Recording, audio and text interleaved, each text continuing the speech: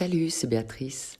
J'avais promis de tourner une vidéo de sensibilisation à l'autisme dans laquelle il serait question de l'énergie disponible et de la fatigabilité chez les personnes autistes. Julie Dachès s'y était essayée à travers la théorie des petites cuillères.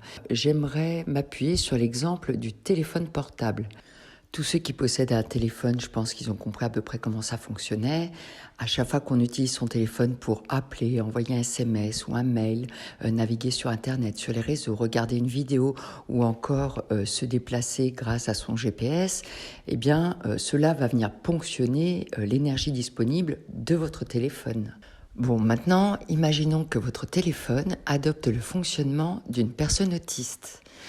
À égale situation, la batterie va se décharger 20, 30, 40, 50 fois plus vite. Tout dépend des personnes autistes. Alors pourquoi ? Parce que la personne autiste, dans le cadre d'un échange avec quelqu'un, elle va devoir faire des efforts de masking déjà pour dissimuler ces petites bizarreries, sans parler des pièges communicationnels que rencontrent régulièrement les personnes autistes, puisque les codes sociaux ne sont absolument pas les mêmes et que par conséquent les codes de communication non plus. Elle va également devoir faire un effort d'oubli de l'environnement dans lequel cet échange a lieu. Par exemple, si c'est sur un grand boulevard, elle ne parvient pas à filtrer tous les stimuli qui lui parviennent.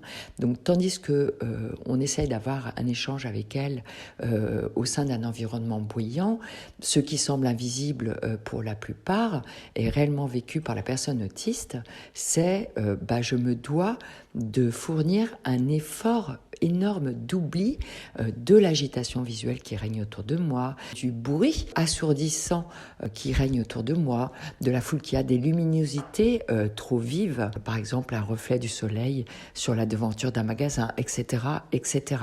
En plus de devoir faire un effort considérable d'abstraction de tous ces stimuli qui viennent irriter ses sens, on lui demande en plus d'avoir un échange au milieu de ce type d'environnement qui le met naturellement déjà au tapis. Je pense que ça peut être compréhensible par tout le monde, même quand on ne ressent pas l'autisme de l'intérieur, mais il est évident qu'à égale situation, une personne autiste va être complètement à plat bien avant la fin de la journée.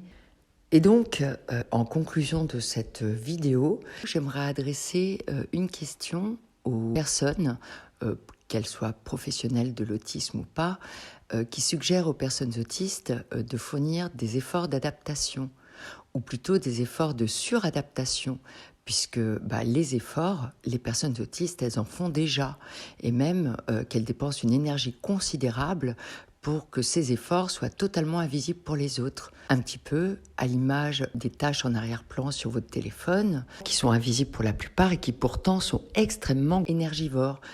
Et cette question, c'est la suivante. Est-ce que si votre téléphone est à plat et que vous n'avez pas de chargeur à proximité, vous vous attendriez à ce que votre téléphone puisse se rallumer comme par magie ? Je ne pense pas, parce que tout le monde est parfaitement conscient qu'un téléphone complètement à plat, sans chargeur à proximité, il n'est pas en état de fonctionner. Ça, je pense que c'est assez facile à comprendre pour tout le monde.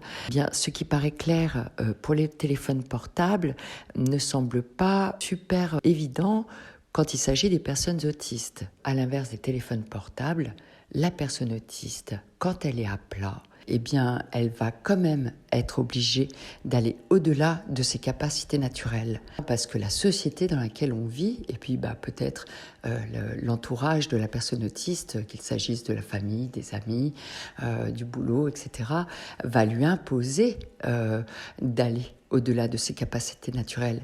C'est pour ça que ça me fait un peu sourire quand on suggère aux personnes autistes de fournir des efforts d'adaptation. Plus d'efforts d'adaptation, c'est de la suradaptation. Et quand il est question de suradaptation, on n'est plus trop dans l'inclusion, on est dans la normalisation. Il me semble qu'à un moment donné, les efforts d'adaptation doivent venir des deux côtés, pas simplement de la part des personnes autistes. Voilà, je vous remercie pour votre écoute. Salut!